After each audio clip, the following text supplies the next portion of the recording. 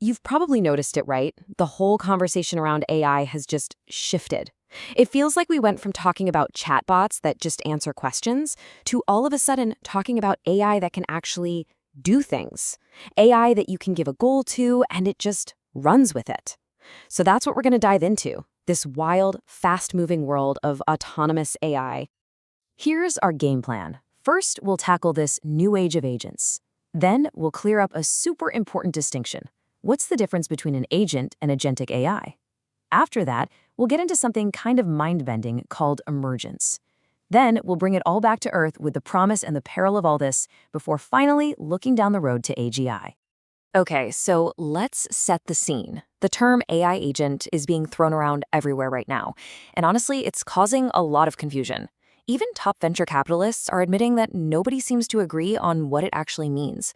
We're in a completely new world here, so it's really important to figure out what's really going on.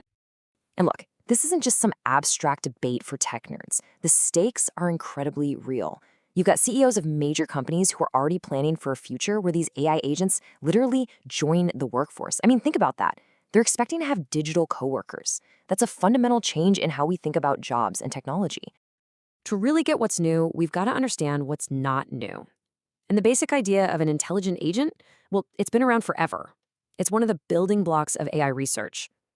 A simple example is your thermostat. Seriously, it perceives the room's temperature and it takes an action, turning the heat on or off to hit its goal. That's it. That's an intelligent agent. This definition is the bedrock for everything else. All right, so how do we get from a simple thermostat to what's causing all this buzz? This is where we have to get really precise with our words. It's time to draw a clear line between that basic agent and the much more powerful agentic AI. Agentic AI takes that foundational idea and just puts it on steroids. We're talking about systems that are built for what you could call coordinated autonomy. They don't just react to one thing. They plan, they strategize, they execute really complex, multi-step tasks over long periods, all without a human having to approve every single step. This table really makes the jump clear. A traditional agent, it automates one specific thing. But agentic AI, you can give it a big, messy goal, like plan my entire trip to Tokyo, and it will dynamically break that down into all the little pieces. Finding flights, booking hotels, creating an itinerary. It has a persistent memory, so it remembers past conversations. And maybe the wildest part, it can collaborate with other AIs. So you see, it's a shift from just automating a task to autonomously solving a problem. So the big question is, how did we get this massive leap in capability? Well, part of the answer is this fascinating, almost magical-sounding concept called emergence. This is kind of the secret sauce. It's when these AI systems start showing off complex new skills that nobody ever explicitly programmed them to have. And this idea has been around for a while. As the neuroscientist John Hopfield pointed out, when you connect a massive number of simple little parts, think neurons in a brain or the parameters in a huge language model, complex new abilities can just bubble up from how they all interact together. It's not magic, it's a property of scale.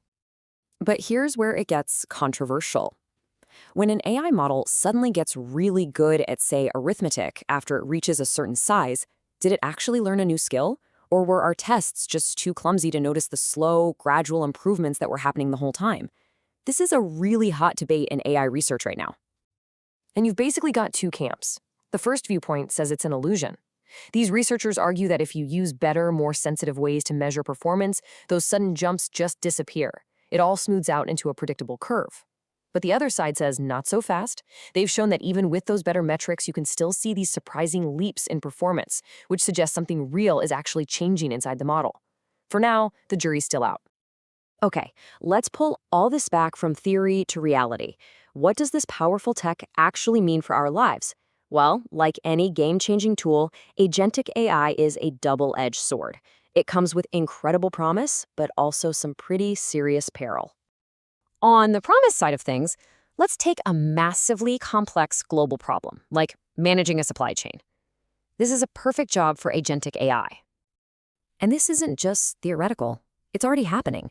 One global retailer unleashed an agentic system to handle its inventory, shipping routes, even negotiations with suppliers. And the result? A 15% cut in their operational costs. That is a massive real-world impact. But with that kind of power comes a huge, messy problem: accountability.